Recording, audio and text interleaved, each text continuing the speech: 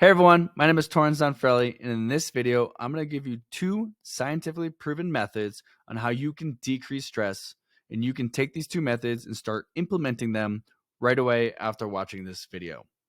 I first want to give a huge shout out to Dr. Andrew Huberman, because he is where I learned these 2 methods from.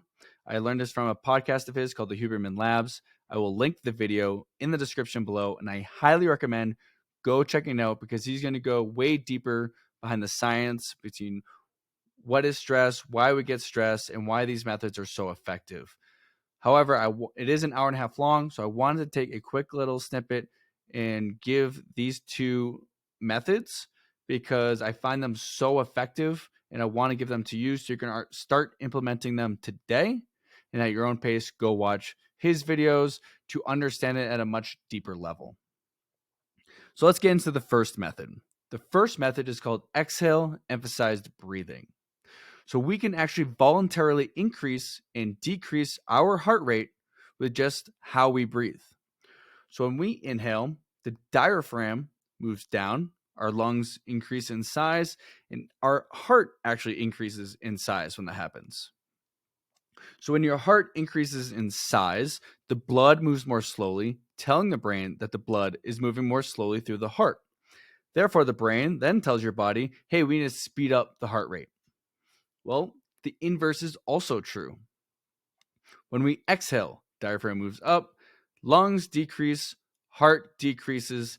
This tells the brain the blood is moving faster through the heart, therefore telling the brain to actually decrease your heart rate. So as we get stressed, we usually will feel that our heart rate is going faster. So if we want to decrease our stress, we want to focus on longer exhales. Hence, exhale emphasized breathing. So if we're really focused on, if we want to increase our heart rate, we focus on the inhales. If we want to decrease our heart rate, we want to focus on the exhales. And it's funny because we actually teach kids this all the time. If anyone has kids, probably has seen this, and there's probably different terminology. But for my 8-year-old stepson, we tell him to blow on the soup, right?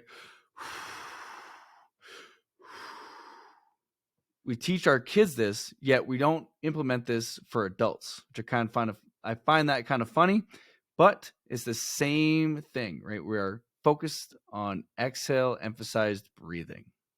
So that is method number 1. Method number 2 is called the physiological sigh. Dr. Andrew Huberman talks about how this is scientifically the fastest way to decrease stress.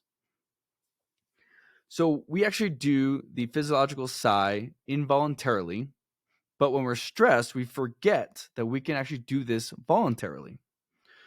So quick note, this is not breath work, which there is a science behind breath work by Wim Hof and Master Jason Campbell, just to name 2 people, but it's not the same thing. But I love doing breath work, and that is something you set 5 to 15 minutes aside to do that work.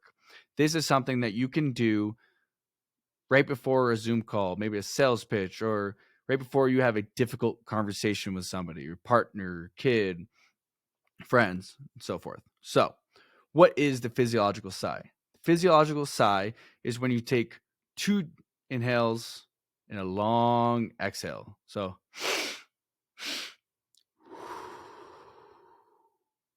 and it's really important to focus on getting as hard of a deep breath or inhale on the first one, and take as much as you can on the second one as well. It's going to feel a little discomfort, and a long exhale. So why does this work so well, and why does this decrease your stress? So your lungs are not just 2 big sacs. They're actually full of millions of little tiny sacs. And as we get stressed, these little tiny sacs tend to collapse, and therefore builds up carbon dioxide in your bloodstream. And so when you do that double inhale, it actually helps reinflate those tiny little sacs.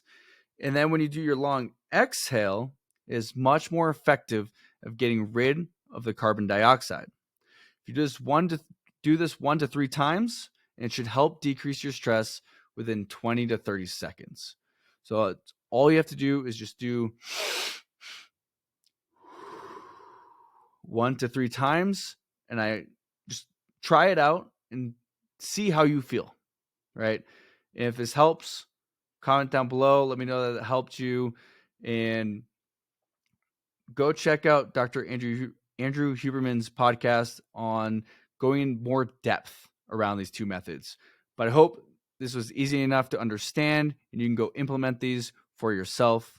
So once again, go check out his podcast. Go check out the full hour and a half video. It is phenomenal. Until then, I look forward to seeing you in the next video.